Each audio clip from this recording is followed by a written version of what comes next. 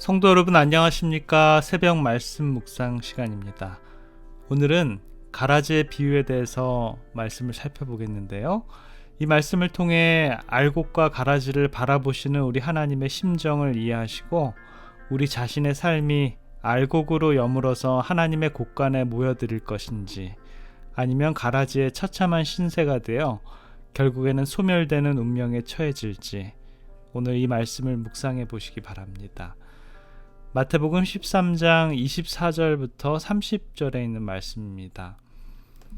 예수께서 그들 앞에 또 비유를 베풀어 가라사대, 천국은 좋은 씨를 제 밭에 뿌린 사람과 같으니 사람들이 잘 때 그 원수가 와서 곡식 가운데 가라지를 덧뿌리고 갔더니 싹이 나고 결실할 때 가라지도 보이거늘 집주인의 종들이 와서 말하되, 주여, 밭에 좋은 씨를 심지 아니하였나이까? 그러면 가라지가 어디서 생겼나이까? 주인이 가로되, 원수가 이렇게 하였구나. 종들이 말하되, 그러면 우리가 가서 이것을 뽑기를 원하시나이까? 주인이 가로되, 가만두어라. 가라지를 뽑다가 곡식까지 뽑을까 염려하노라. 둘 다 추수 때까지 함께 자라게 두어라. 추수 때 내가 추수꾼들에게 말하기를, 가라지를 먼저 거두어 불사르게 단으로 묶어 곡식은 모아 내 곳간에 넣어라 하리라. 우리나라도 그렇지만 농사를 할 때 잡초, 가라지를 제거하는 일이 참으로 힘들고 또 분간하기가 힘이 듭니다. 더군다나 가라지는 보리의 뿌리를 부둥켜 안고 있기 때문에 뽑아버리기가 쉽지 않습니다. 그리고 대부분의 경우에는 알곡의 가지 줄기보다 가라지의 가지 줄기가 더 튼튼하게 생겨서 가라지를 뽑으려다가 알곡의 뿌리를 뽑아버리는 경우가 흔히 많이 있습니다. 여간한 농부가 아니면 이를 분간하기가 쉽지 않은데요. 더군다나 이 가라지는 추수 때까지 골치인데 이것이 밥에 한 알이라도 들어가면 쓰고 독성이 있기 때문에 먹을 수가 없다라고 합니다. 그래서 팔레스타인 지역에서는 원수들의 가장 악랄한 복수의 방법이 바로 남의 밭에 몰래 가라지를 뿌려 놓는 일이라고 합니다. 로마법에 보면 남의 밭에 가라지를 뿌리면 몇 년의 징역을 산다라는 그런 법도 있는데요. 이 가라지라는 그런 것 때문에 참으로 많은 사람이 고생을 하는 것 같습니다. 본문에 보면 종들이 그럼 누가 가라지를 뿌리고 갔습니까? 라고 질문을 합니다. 주인은 그 질문에 원수가 그랬구나 라고 하고요. 그러면서 주인은 종들이 그럼 가라지를 뽑을까요? 라는 질문에 그대로 두어라, 추수 때까지 같이 자라게 놔두어서 가라지는 먼저 단에 묶어서 불사르고 알곡은 창고에 들이라 라고 이렇게 얘기합니다. 예언적인 시각에서 본다면 가라지와 알곡이 추수할 때까지 함께 자라게 되며 추수할 때는 그들의 운명이 끝이 나는데 이는 바로 은혜의 시기가 끝났다라는 때를 상징합니다. 우리는 이 부분에서 하나님의 인내와 사랑을 볼 수 있는데요. 하늘에서 루스벨 천사의 타락 이후에 하나님께서는 가라지를 뽑아내듯이 한 천사를 제거하고 처단하실 수도 있었습니다. 만약 하나님께서 당장 그를 멸망시키셨더라면 범죄하지 않은 천사들이 하나님의 공의와 사랑을 오해했을지도 모르는 일이죠. 하나님의 선하심을 의심하는 것은 마치 나쁜 씨와 같아서 죄와 재난의 쓴 열매를 맺게 되는데요. 의심과 죄의 싹과 열매는 결국에는 온 우주를 죄로 어지럽게 만들기 때문입니다. 하나님께서는 그래서 긴 세월을 악의 세력을 인내하셔야 했고요. 결국에는 선악간의 대쟁투에서 알곡과 가라지가 분별되게 될 것입니다.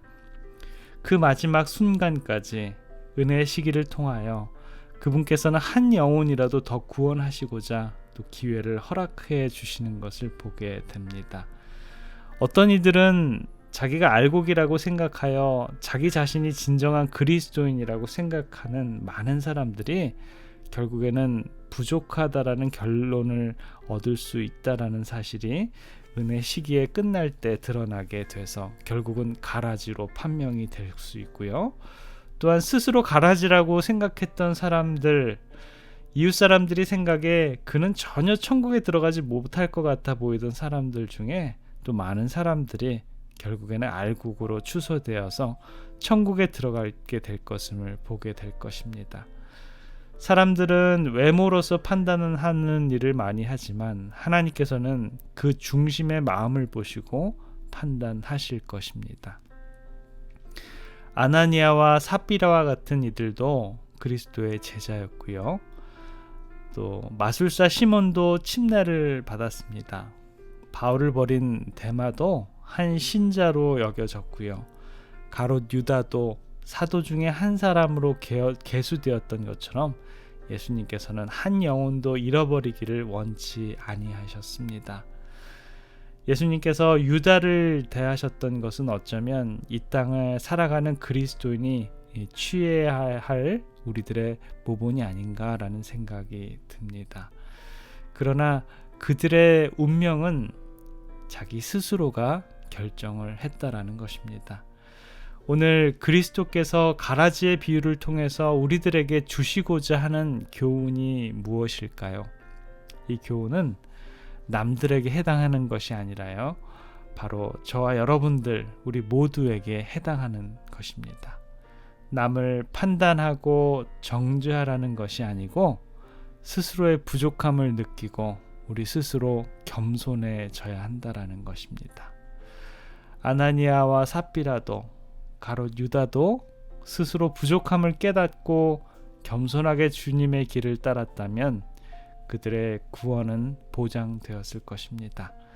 오늘 살아가는 우리들의 생애도 한 명이라도 구원하시려는 우리 주님의 손길과 마음을 이해하시는 오늘 하루의 삶이 되시길 바라면서 말씀을 줄이겠습니다. 기도하겠습니다. 사랑의 아버지 하나님, 감사합니다. 오늘도 저희들에게 하루의 생명을 허락해 주셨습니다.